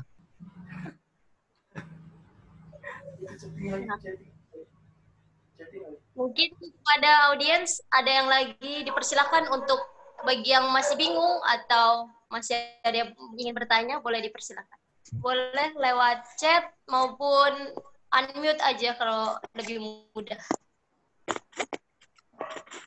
Jadi ada pertanyaan dari Saudara Helen Ketaren. Mau tanya bagaimana caranya untuk mempersiapkan diri menghadapi dunia perkuliahan non-Advent, apalagi untuk yang selalu sekolah di sekolah Advent. Kira-kira begitu pertanyaannya Pak Pendeta. Saya ini kebetulan, saya punya S1 itu, saya kuliah di Jakarta ya, saya di Budi Luhur. Itu S1 saya. Tetapi waktu saya kuliah itu, saya itu jauh dari Tuhan. Tapi kemudian perkembangannya pas saya mau bikin skripsi, baru saya bertobat. Pikiran saya hanya sederhana. Gitu. Sejauh firman apa Tuhan, ya namanya kan bertobat. Kalau namanya bertobat itu sejauh apa firman Tuhan yang bisa saya turuti ketika saya dengar, saya akan praktekkan. Dan itu yang terjadi. Gitu. Saya waktu itu kuliah sambil kerjaan, kesaksian panjang, saya singkat saja. Masalah pekerjaan saya katakan, saya mulai Sabtu depan saya tidak akan pergi ke kantor. Kemudian waktu di kampus, ketika saya harus presentasi, kena pada hari Jumat malam, saya katakan saya mendingan tidak tamat. Tapi itulah berkat Tuhan, ini singkat kata ya. Makanya dosen pembimbing saya katakan, oh kamu Advent dong berarti. Padahal dia orang Hindu ya, orang Bali. Tapi dengan berkat Tuhan, entah bagaimana caranya, semua dimudahkan. Yang saya mau katakan adalah begini, makanya tadi saya katakan, ketika kalian yakin untuk pergi sekolah di Mesir, atau sekolah di Babel, ingat itu, Daniel itu bisa teguh begitu, roh nubuat katakan karena memang dia sudah dipersiapkan orang tuanya. Orang tuanya nggak pernah tahu dia akan terjadi penjajahan seperti ini, dan bahkan anaknya itu termasuk orang yang diambil gitu. Nggak pernah. Tetapi karena memang orang tuanya mengajarkan tentang kebenaran kepada dia, makanya dia teguh di dalam prinsip iman. Sekarang pertanyaannya begini, kalian yakin nggak sih waktu kemudian nanti ada ujian hari Sabat, kegiatan hari Sabat, kalian akan yakin nggak katakan bahwa, oh ini sudah bukan masalah buat saya. Saya akan pasti katakan tidak. Kalau kalian yakin, jalankan. Kalau tidak, ya jangan. Itu namanya datang kepada pencobaan. Dan di situ kan juga Tuhan, Yesus juga mengajarkan kan, jangan kita datang kepada pencobaan. Yakinkan diri kita bahwa kita sudah kuat secara doktrin gitu. Dan itu bisa saja mungkin karena ya memang seluruh mata mimpi kita itu memang tidak ada mungkin di Unai ya, atau di mana gitu, sehingga kita harus memilih itu misalnya seperti dokter atau apa gitu ya. Saya pikir ya seperti itu yang saya bisa jawab. Baik, terima kasih Pak Pendeta. Itu jawaban dari Pak Pendeta kepada Helen. Helen ini memang dia lagi tahun ini ya, angkatan Corona. Kiranya itu dapat menguatkan Helen bahwa bagaimana kalau setiap kita selalu diajarkan di sekolah Kristen, ternyata pas perkuliahan kita ingin sekolah di luar Advent, itulah menjadi bagian kita bahwa diri kita harus yakin kepada diri sendiri bahwa kita mampu melawan cobaan-cobaan yang akan kita lewati. Pasti Tuhan juga pasti akan bantu. Ini cocok jadi Ibu Pendeta ini jawabannya. Oke, lanjut nih. Mungkin ada satu lagi pertanyaan mungkin. Dipersilakan kepada satu orang yang beruntung yang ingin bertanya untuk tentang mimpinya. Dipersilakan. Berarti sudah jelas, mantap, semua mendengarkan dengan baik. Kepada 44 partisipan yang sedang mendengarkan, puji Tuhan. Saya boleh nanya nggak? Oh, ada Abang Boy. Ya. Halo, Pendeta Tommy. Ya ampun, tunggu di sini. Gimana Bang Boy? Kabar? Ya. Baik. Jadi, bagus banget tadi ya, udah dibawakan firman Tuhannya. Jadi, saya mau bawakan, mungkin di sini banyak yang belum mau bertanya kali ya, karena masih malu-malu mungkin. Saya cuma mewakilkan aspirasinya aja. Jadi banyak orang tua kita di gereja Advent dimanapun ya berada, terkadang itu sama seperti yang pendeta bilang, menitipkan impiannya, cita-citanya ke anaknya. Jadi anaknya ini terkadang jadi beban banget ya, jadi tanggung jawab berat. Wah, gue harus jadi apa yang bokap gue mau gitu, apa yang bokap gue minta. Karena apa? Mereka terpaku sama hukum Taurat, hormatilah ayah dan ibumu. Jadi terkadang impian mereka atau impian yang Tuhan rencanakan buat mereka itu menjadi simpang siur ya. Nah, sekarang yang menjadi pertanyaan itu bagaimana dengan mereka gitu ya. Misalnya mereka sudah jelas nih, mereka punya impian seperti apa gitu ya. Katakan ya dalam didoakan rencananya dan ternyata Tuhan emang rencananya seperti itu gitu. Tapi kita mendapatkan halangan baik dari orang tua atau keluarga ataupun saudara ya, atau bahkan pun teman gitu ya. Dan bagaimana kita bisa bernegosiasi sama mereka gitu. Sedangkan kita kan, ini anak-anak ini kan kelas 12 ini kan masih kecil. Mereka tuh kadang nggak bisa mengutarakan apa yang mereka mau, dan orang tua tuh kadang nggak mau denger ya. Mohon maaf ya nih orang tua di sini. Maksudnya terkadang orang tua tuh bagi saya akuntansi adalah yang dapat kerja, bagi saya dokter dapat kerja begitu kan, itu selalu. Sedangkan di zaman sekarang ini udah zamannya open, di mana semua pekerjaan tuh bisa cari nafkah gitu, nggak mesti hanya jadi akuntansi, jadi apapun gitu. Terkadang orang tua kita ataupun kerabat kita itu masih terbawa konsep zaman dulu gitu. Makanya gimana caranya supaya kita bisa ya menegosiasikan lah supaya mimpinya cita-cita orang tua dapat, jadi cari jalan tengah, mimpi orang tua dapat, mimpi anak itu dapat, dan apalagi dengan kehendak Tuhan, yaitu yang pasti ya pelayanan. Itu aja kayak gitu. Tahu tidak bahwa sebetulnya mimpi saya itu ya, waktu saya sejak SMA saya punya mimpi itu adalah menjadi seorang sutradara. Saya sudah ambil formulir itu ke IKJ. Ya tapi begitu, keluarga nggak kasih. Katanya pada saat itu, kamu mau jadi apa gitu. Kemudian saya berpikir, ya saya sempat ngambek 1 tahun, nggak ngapa-ngapain gitu. Sehingga akhirnya kemudian saya masuk, ya saya bernegosiasi gitu. Untuk masuk ke suatu tempat yang kemudian saya pikir saya sebenarnya saya nggak menyukainya gitu. Saya merasa saya nggak menikmati itu. Ya bekerja tapi bukan yang dikatakan seharusnya yang menjadi pekerjaan kamu adalah hobi kamu. Tapi ya itu, namanya kita harus menghormati keluarga. Saya juga waktu itu juga nggak paham banget gitu tentang firman Tuhan. Jadi mau berdebat apa yang mau didebatin. Kalau sekarang kan kita bersyukur gitu, khususnya untuk anak-anak muda yang ada di gereja, dan khususnya ketika ada kebaktian seperti ini. Setidak-tidaknya kan orang tua terbuka gitu kan. Oh iya ya, saya kok memaksain mimpi saya gitu, tapi itu bukan mimpinya Tuhan, rencana saya tapi bukan rencana Tuhan, ambisi saya tapi bukan ambisi Tuhan. Jadi saya pikir kita tidak bisa mungkin menobatkan orang tua yang tidak mengetahui tentang mimpi Tuhan, tapi setidak-tidaknya kita bisa menyentuh hati nurani daripada orang-orang tua atau anak-anak muda yang sekarang sedang mengikuti pelajaran firman Tuhan ini. Tetapi pada akhirnya, saya juga ada misalnya bercerita atau mendengar ada seseorang yang dia rindunya begini, tapi orang tuanya katakan kamu jadi begini. Tapi sesudah dia tamat, dia pikir, sekarang saya bebas mungkin untuk bisa mengambil kuliah lanjutan. Ada seperti itu. Contohnya ya saya gitu kan. Setelah saya bekerja dan kemudian waktu itu yang menobatkan saya untuk menjadi pendeta adalah pendeta Michael Pagar. Ya. Dia ceritakan, kamu cocok jadi pendeta kamu. Saya pikir-pikir ya benar juga ya. Ini hobi saya gitu. Ngomong itu hobi saya. Coba ya. Ngomong hobi saya dibayar. Kemudian saya suka jalan-jalan dibayar. Maksudnya suka jalan-jalan pergi ke rumah-rumah anggota di jalan. Saya suka dengerin curhatan dibayar gitu. Saya suka mikir saya dibayar. Saya suka baca buku saya dibayar. Apa ya? Itu kan akhirnya jadi begitu. Dan walaupun saya merasa bahwa saya sudah ketuaan jadi pendeta. Tetapi ketika saya ikuti mimpinya Tuhan ini, saya bersyukur karena Tuhan bisa pakai hingga pada saat ini menjadi berkat gitu bagi banyak.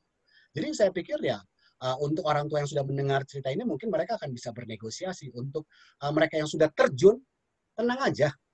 4 tahun kita sekolah kan kita masih bisa melanjutkan pendidikan yang kita sukai gitu. Yang benar-benar akan mengarahkan kita kepada mimpinya Tuhan gitu. Sehingga kemudian kita bisa jadi dahsyat.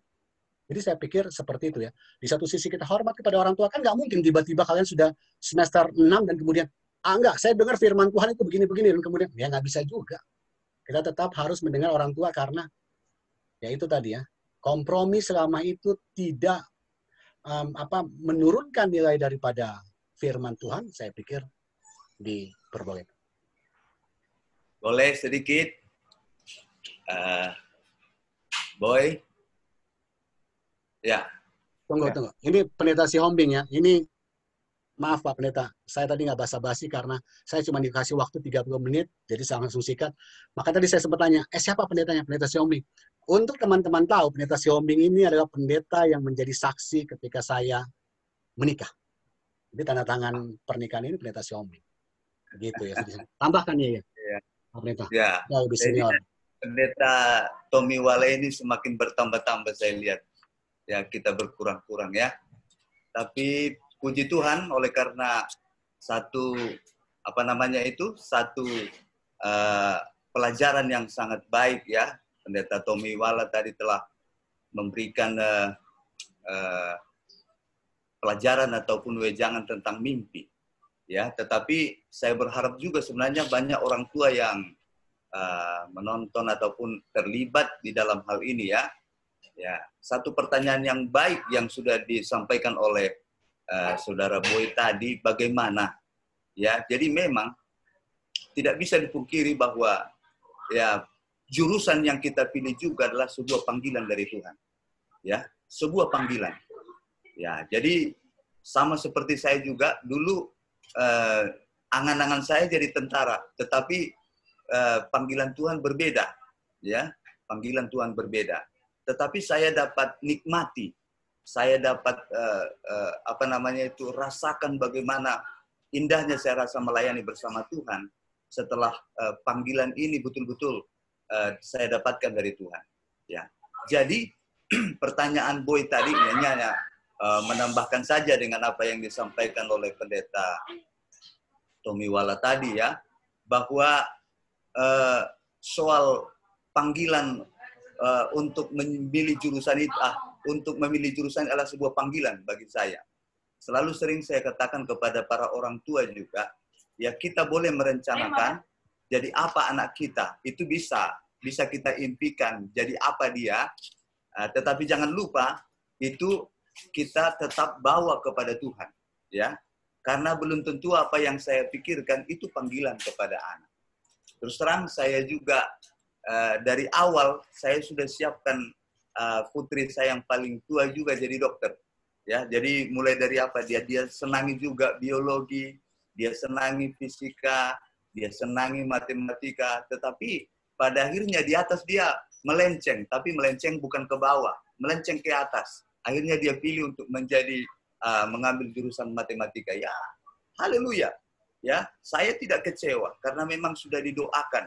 Dan ketika saya tanyakan juga itulah panggilan baginya. Ya, bagi saya ya lebih bagus seseorang yang memilih misalnya dia jurusan ekonomi atau IT dan lain sebagainya, tetapi dia berjiwa pendeta daripada dia pendeta tapi jiwanya ekonomi atau bisnis, itu berbahaya. Ya, paling penting bagi Tuhan adalah semua panggilan itu baik.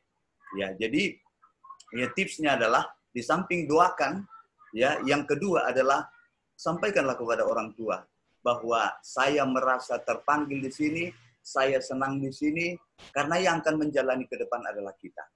Ya, jadi yang paling tinggi semua adalah ketika kita bawa kepada Tuhan. Saya doakan kok anak-anak saya, walaupun saya punya rencana untuk dia, jurusan yang mau dia pilih, tapi pada akhirnya saya doakan yang mana yang menjadi pilihan dia, itu akan saya support, saya akan hargai.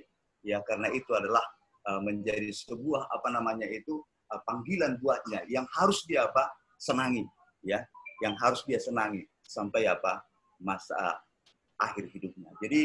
Jadi saya rasa kalau kita orang Advent, orang tua itu sebenarnya tidak lagi seperti di kampung lah dipaksakan, enggak. Ya, saya lihat pada umumnya orang tua ketika diberikan kita sampaikan dengan baik, ya, apa yang menjadi kerinduan kita, apalagi kita sudah katakan kepada orang tua, saya sudah doakan, pasti ya orang tua akan mensupport apa yang kita pilih. Itu saja mungkin saya sampaikan. Ya, terima kasih Pendeta Wala, luar biasa. Ya, pelajaran-pelajaran berharga buat anak-anak muda kita. Tuhan berkati. Baik, terima kasih tambahannya dari Pak Pendeta Cihombing. Sangat bagus. Saya juga mendengarkannya termotivasi. Selanjutnya nih Pak Pendeta, ada pertanyaan terakhir yang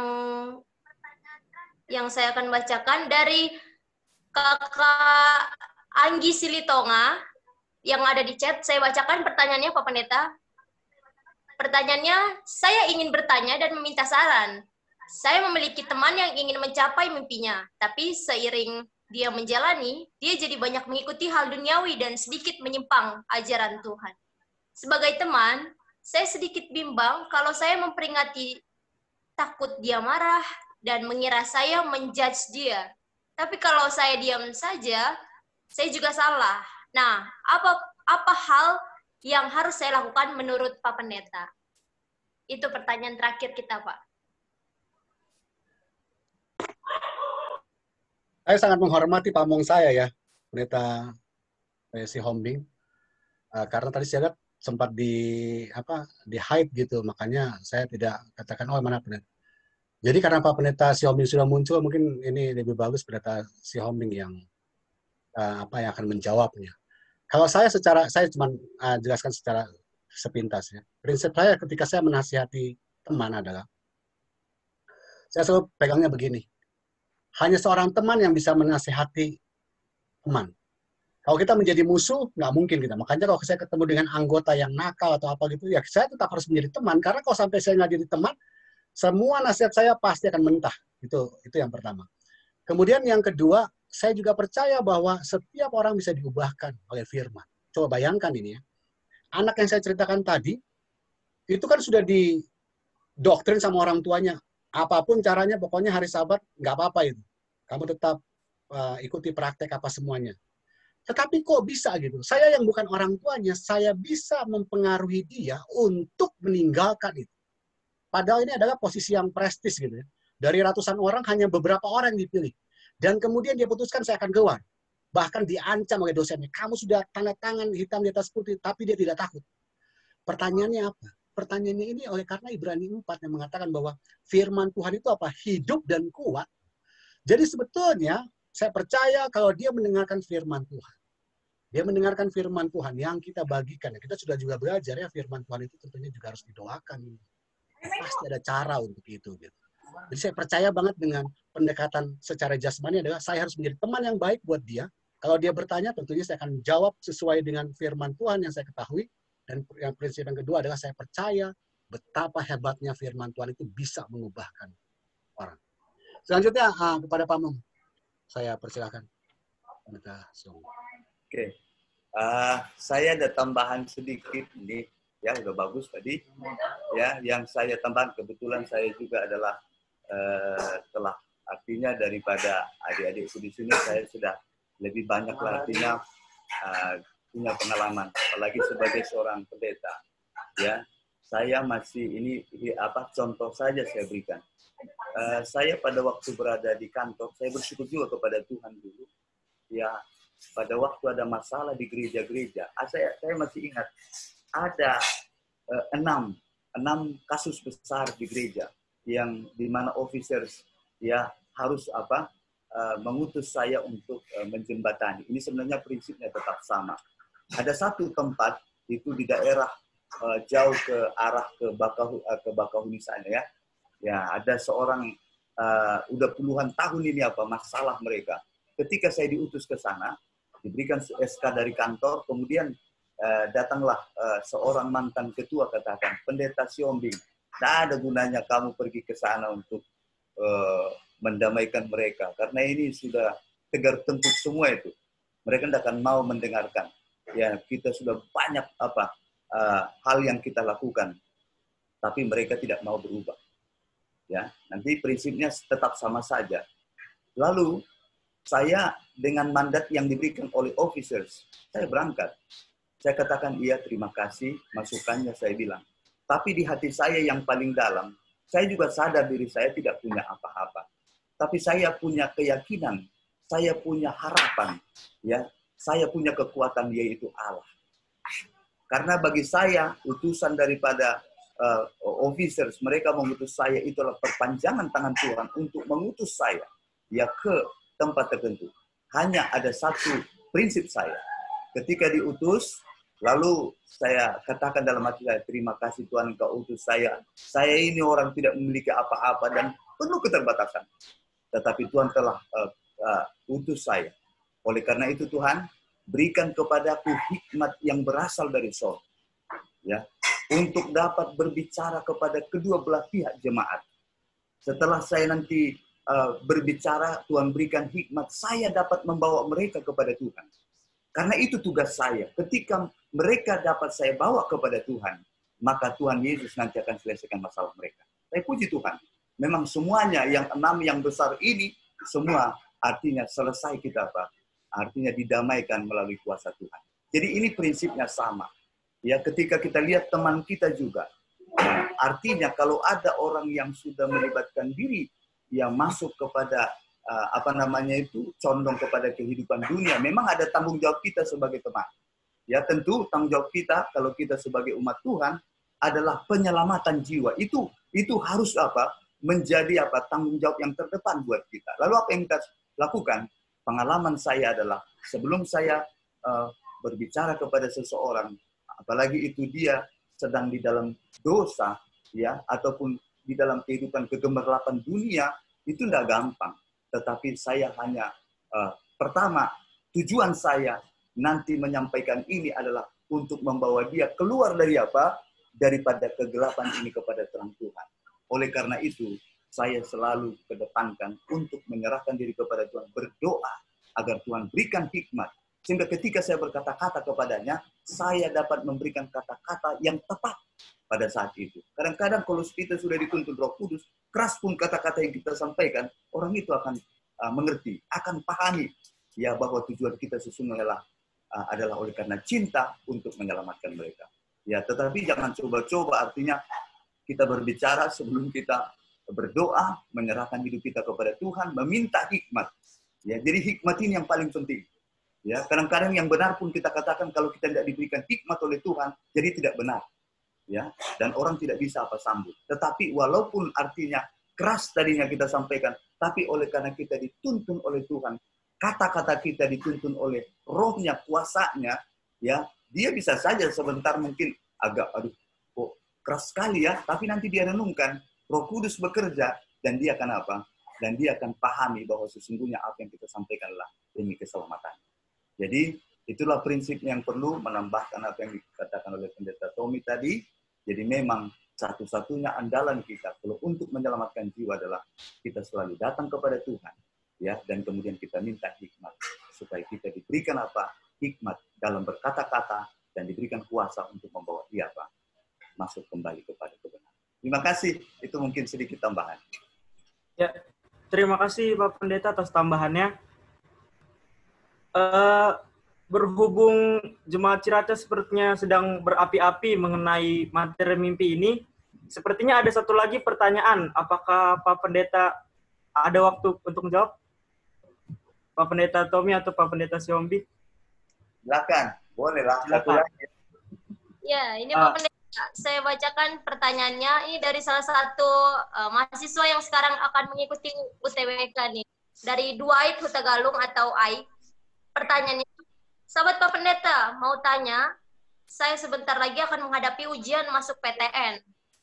Kira-kira bagaimana cara saya tahu bahwa saya sudah berserah kepada Tuhan sepenuhnya? Thanks. Nah, Pendeta Tommy dulu yang banyak pengalaman. Seperti biasa yang junior dulu, baru nanti yang tutup kan yang senior. Saya sering menasihati ini ya. Walaupun pertanyaan ini agak rancu juga, saya bingung ini maksudnya yang ditanyakan di sini itu tadi coba saya baca lagi. Kira-kira bagaimana caranya saya tahu bahwa saya sudah berserah kepada Tuhan? Kita tahu kalau kita berserah kepada Tuhan, apalagi kita mau ikut ujian ya. Segala sesuatu yang berhubungan dengan perbuatan kita, maka kita tahu Roh Kuduslah sebetulnya sedang menuntun kita. Itu yang harus kita ketahui. Kalau kamu tanyakan bahwa saya sudah berserah kepada Tuhan, kamu sudah tahu nggak rahasia bahwa kamu nanti akan bisa menjawab pertanyaan-pertanyaan nanti waktu kamu ujian? Kamu harus ingat kan di 1 Korintus 12 ayat 8 dikatakan sebab kepada seorang roh memberikan, saya langsung ya, memberikan karunia berkata-kata dengan pengetahuan. Jadi kepintaran itu rupanya Roh Kudus. Kan seperti itu. Nah, kamu yakin nggak bahwa kamu sudah minta, Tuhan saya minta kepada Bapa kuasa Roh Kudus menjadi bagian saya. Karena saya tahu apapun yang saya lakukan di dunia ini sama seperti yang Yesus lakukan. Yesus hanya berserah meminta kepada Bapa kuasa Roh Kudus, maka perbuatan-perbuatan ajaib bisa dilakukan. Yesus datang sebagai manusia tetapi dia tidak bergantung kepada keilahiannya tetapi kepada Roh Kudus. Itu yang pertama. Kemudian yang kedua, itu secara fisik kamu dipersiapkan oleh Roh Kudus secara fisiknya. Tetapi kamu juga jangan lupa bahwa kemudian di sisi lain apapun hasil daripada ujian itu nanti, saya selalu berpikir yang terburuknya ya, bukan yang terindahnya. Karena kalau terindah ya saya anggap itu bukan hanya usaha, tetapi juga kadang-kadang kasih karunia Tuhan menjadi bagian kita. Maka kita ketahui bahwa ayat yang sangat terkenal, yaitu di Galatia pasal 5 ini, tentang buah roh, yang ayat 2 ini. Jadi kita ketahui ada dua hal yang Roh Kudus bisa lakukan. Yang pertama yang Roh Kudus bisa lakukan adalah kamu bisa diberikan kepintaran untuk menjawab soal-soal ujian PTN.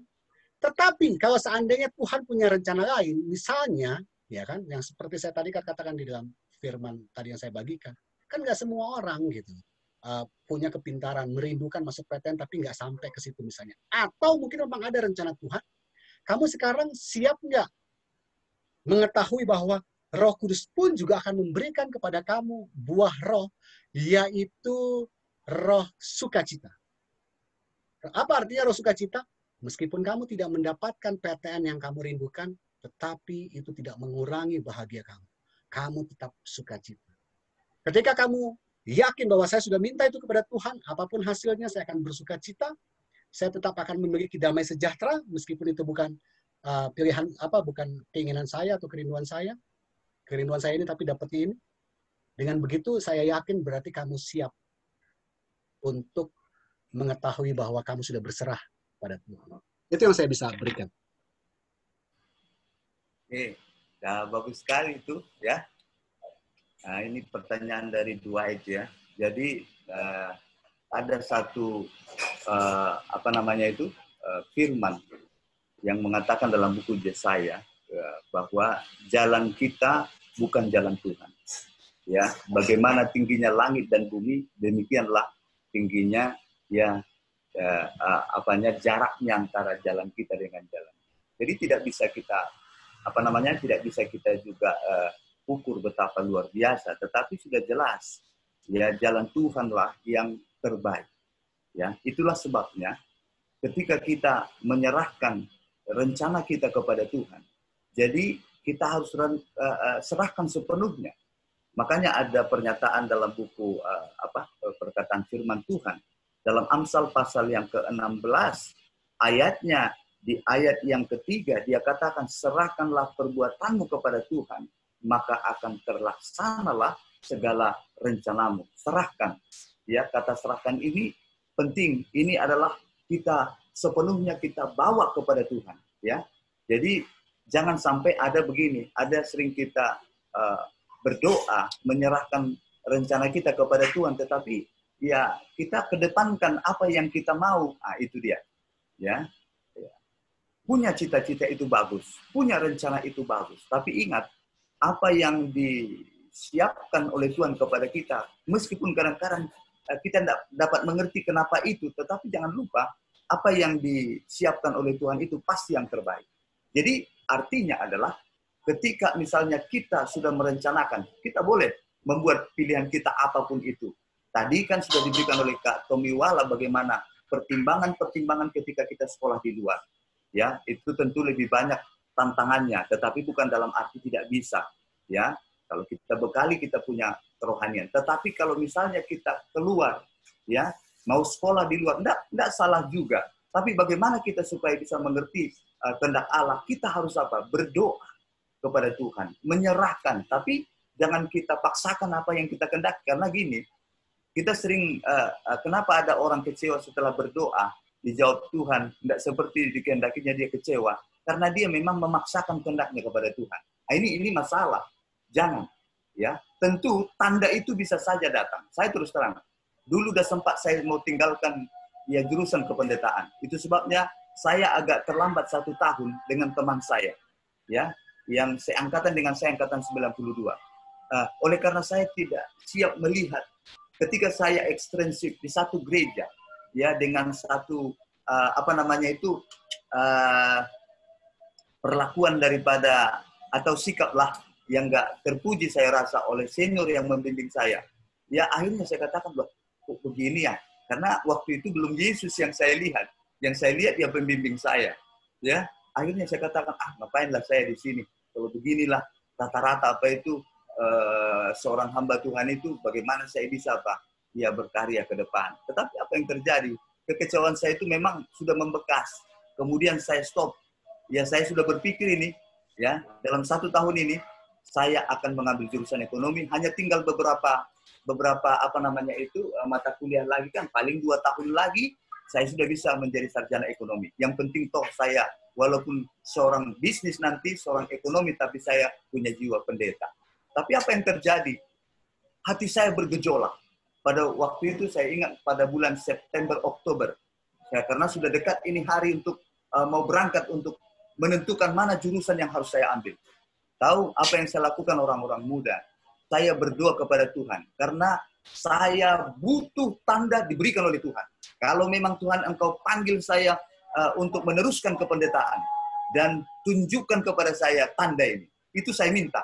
Saya doakan, saya berpuasa, dan kemudian kalau memang ekonomi yang mau saya lakukan jalani, jangan tunjukkan tanda itu. Lalu benar-benar luar biasa setelah saya doakan itu dengan sungguh-sungguh, saya minta kepada Tuhan, Tuhan tunjukkan tanda itu.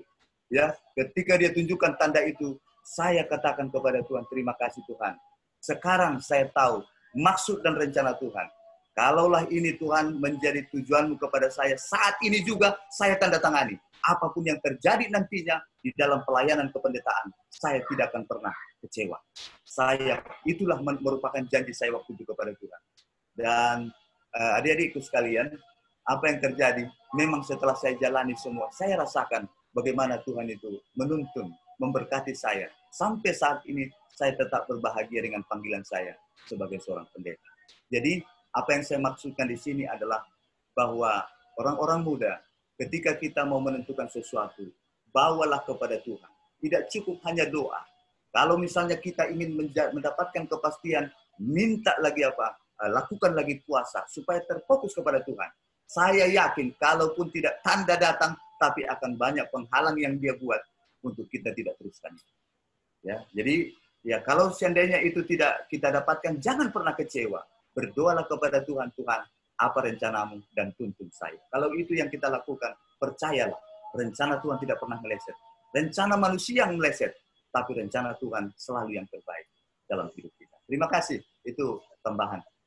Baik, terima kasih banyak Pak Pendeta atas tambahan masukannya.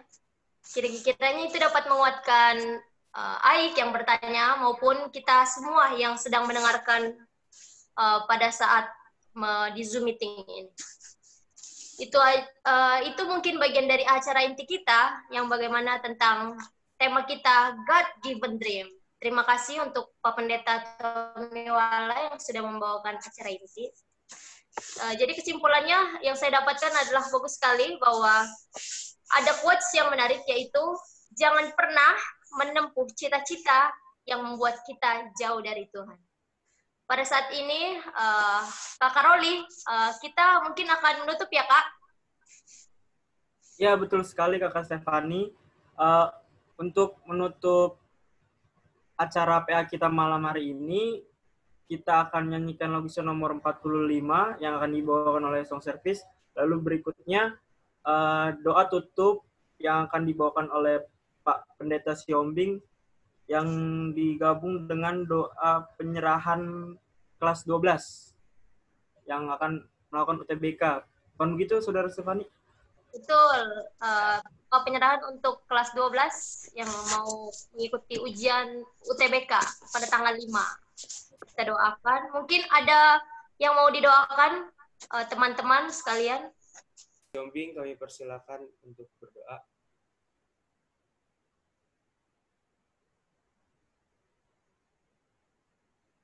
Halo, ini doa ya. Saya tadi sempat doa. Ya, Pak Pendeta.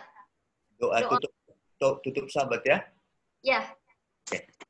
Kita berdoa.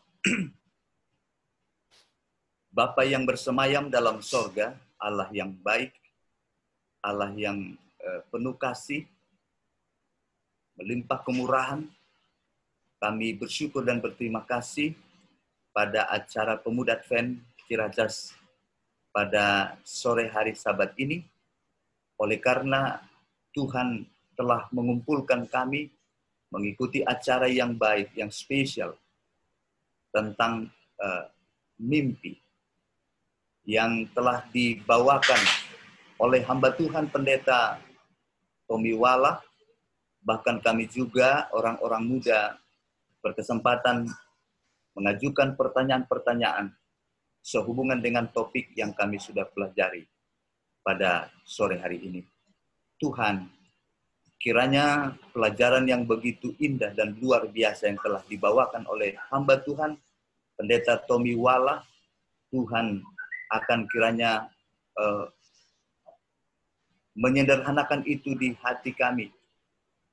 Berikan kami kemampuan untuk memahami dengan baik dengan tuntunan Roh Kudus, supaya pelajaran dan firman yang telah dibawakan oleh hamba-Mu ini dapat kami terapkan dalam hidup kami, sehingga ketika kami menentukan tujuan kami ke depan, kami akan selalu membawanya kepada Tuhan, agar Tuhanlah yang menuntun dan berkarya dalam hidup kami untuk memilih yang terbaik, karena kami tahu bagi anak-anak-Mu, putra-putrimu, rencanamu adalah rencana yang terbaik, masa depan yang terbaik yang Tuhan sediakan bagi kami. Oleh karena itu ya Tuhan, kami berdoa buat hamba Tuhan Pendeta Tommy Wala, agar Tuhan berkati dia di dalam rumah tangganya, Tuhan berkati di dalam pelayanannya, Tuhan berkati di dalam setiap rencana-rencana keluarga yang telah dibangun dalam iman kepada Yesus, Tuhan akan mewujudkan. Di samping itu juga Tuhan, kami doakan semua anak-anak kami, orang sore hari ini, biarlah Tuhan memberkati dengan bekal yang baik ini, agar mereka pun tidak salah arah di dalam menentukan tujuan ataupun mimpi mereka. Kami juga doakan para orang tua mereka, para orang tua kami, yang menyaksikan maupun yang tidak. Kami mohonkan agar kuasa Roh Kudus juga akan menolong mereka untuk selalu memahami maksud dan rencana Tuhan di dalam panggilan masing-masing di dalam diri anak-anak yang Tuhan karuniakan kepada mereka. Terima kasih ya Tuhan kami, biarlah kiranya nama-Mu saja dibesarkan, dimuliakan, ditinggikan lewat pelajaran yang kami sudah dapatkan. Dan kami juga berdoa untuk menyerahkan hidup kami sepenuhnya kepada Tuhan sementara kami akan memasuki minggu bekerja. Kami tidak tahu apa yang terjadi bagi kami Tuhan di hari-hari bekerja yang kami akan lalui dalam pekan ini, tetapi kami mau serahkan kepada Tuhan. Biarlah Tuhan yang menuntun kami, memberkati kami, memelihara kami di setiap langkah kami di hari bekerja ini. Terpujilah nama Tuhan, jadilah kehendak-Mu kepada kami. Kami persembahkan doa ini dalam nama Yesus Kristus, Tuhan dan Juru Selamat kami. Amin. Amin. Selamat minggu bekerja bagi kita semua. Amin. Selamat bekerja. Setelah ini, biasanya kita kan menyanyikan lagu When Jesus in the Family. Tapi sebelum itu, kita akan mendengarkan sambutan dari Ketua Jemaat yang akan dibawakan oleh siapa, Kak Priscila? Pak Pendeta Sihombing, ya. Ya. Ya, saya yang bawa ya. Jadi kepada Pendeta Tommy, mana Pendeta Tommy tadi? Saya sudah lihat beliau. Pendeta Tommy, apa dia sudah? Ya. Saya lihat persis yang saya bilang bertambah-tambah ya. Saya lihat semangatnya juga. Waktu di Jakarta, dan juga kiranya dengan tuntunan dan kuasa Tuhan, pendeta dan keluarga akan sukses melayani ya di jemaat di mana pendeta dipanggil oleh Tuhan ya. Oleh karena itu sekali lagi ya, Tuhan memberkati dan salam kepada keluarga.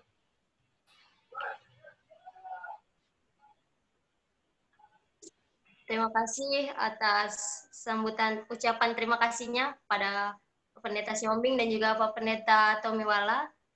Pada saat ini, sebelum kita nyanyi When Jesus in the Family, Kakak Aping bisa foto kita sebelum kita pada bubar kayaknya, Kak. Setelah nyanyi. Boleh tolong videonya dibuka dulu? Ya, semuanya. Ya, tolong videonya dibuka. Ya, untuk teman-teman kita yang hadir.